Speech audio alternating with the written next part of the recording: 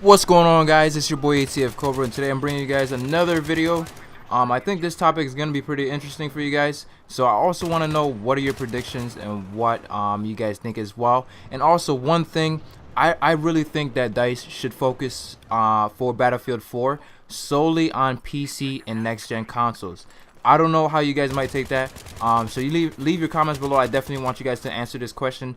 What do you guys think about that? Do you think DICE should not focus at all on current gen consoles and just solely focus on next gen consoles, or do you think they should, kind of do a mix and both between? I know that's not the topic for the video, but that's an interesting question I had for you guys, so just please be sure to answer it below.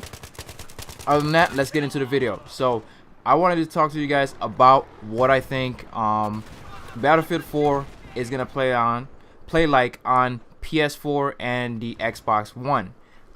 So far, I think it's gonna do really well. It's going to stand up. So far from what we're being told, it's going to kind of stand up to PC in regards to the player count. So you're gonna have the same amount of player count. Graphics, of course, are going to be better than current gen, which everybody should know because of the new upgraded hardware on both PS4 and Xbox One. And it's just gonna play a lot faster, smoother. Things are gonna be a little bit better. Because of the hardware that they're using, for the next gen consoles. Now, how is this going to play for Battlefield 4? The first thing I think that will kind of cause a problem for next gen consoles is just their controllers. As you guys already know, Xbox 360 current controls and PS3 current controls are kind of crappy. That's not to say that they're bad, completely bad. They're just crappy.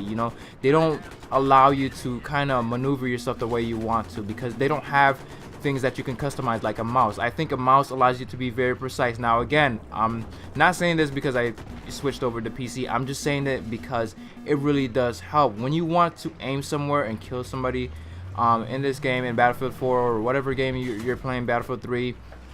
When you want to kill somebody, you want to be precise at all times. You don't want laggy mouse or dead zone being a problem. I think that's one of the major issues with current gen console controllers. I think they don't put enough into those controllers. They're $50 controllers. Like Xbox controllers are $50 brand new for a wireless, and for a wired is $40. And PS3 controllers are $54, which is very expensive. That's almost a game. You're almost, when you're buying a controller, you're almost buying a game. Again, of course, there's a lot of technology in these controllers, like the DualShock 3 has the 6-axis, and that's all great. That's awesome. I like how the thumbsticks are for Xbox, and I like how they are for PS3. And the reason for that is because I like the concave textures for Xbox, and I like the thumbs that go out for PS3.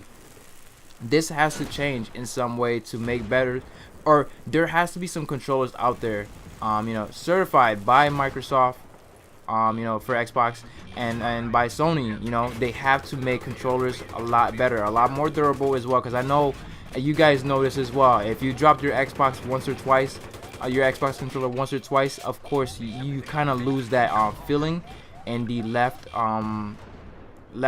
thumb button. I don't know if you guys know exactly what I'm talking about, but like I've dropped my controllers plenty of times to know that I'm gonna need a new one, in a short couple months, because as soon as you drop it, everything just kind of breaks apart or starts to fall apart slowly. No matter how good or well you can take care of your controllers, things happen, slippage. So you want a robust controller. That's what I'm hoping for the next gen consoles. A controller that's robust, that for the analog sticks is going to be a lot more accurate when you're aiming, have better dead zones.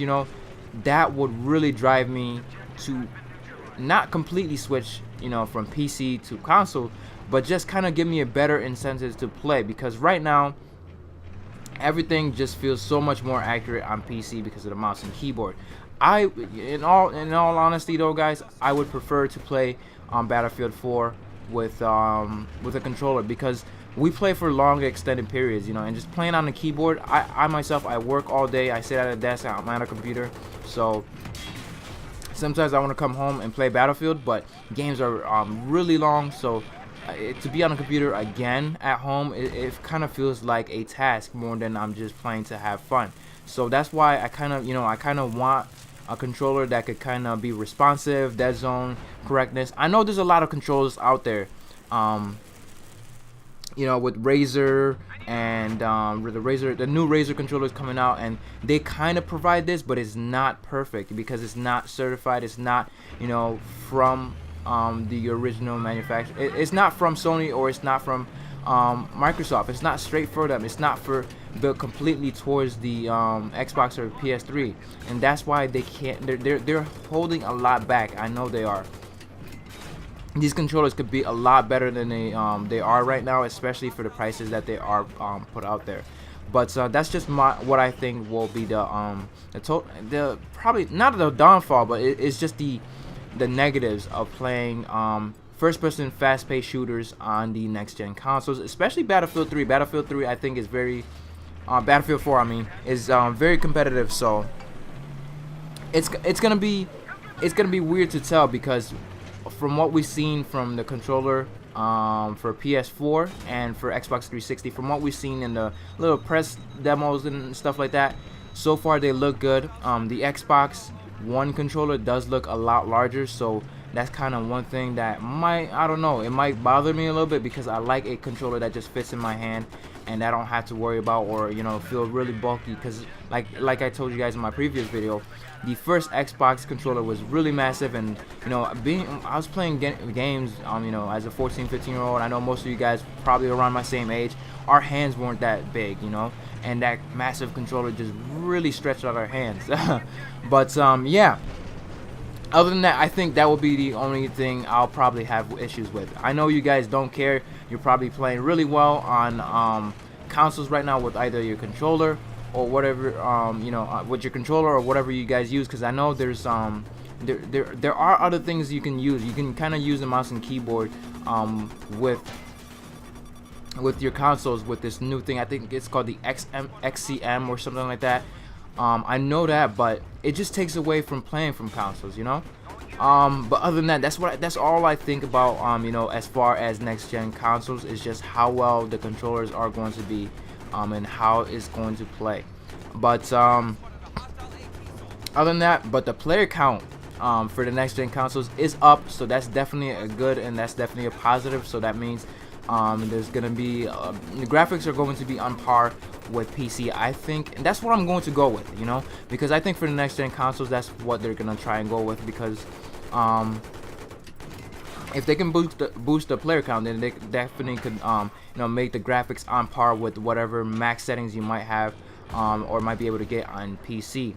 But other than that, I am really excited for Battlefield 4. I can't wait till the demo is shown at E3 June 10th. I'm super excited. I hope you guys are excited too. I'm back in this YouTube thing. I know I've been out of it, but it's just because I haven't been feeling it. And when you're not in the mood to do something, don't force yourself to do it at all, because it doesn't end up too well. Because I remember putting up a couple videos, you guys probably didn't enjoy them.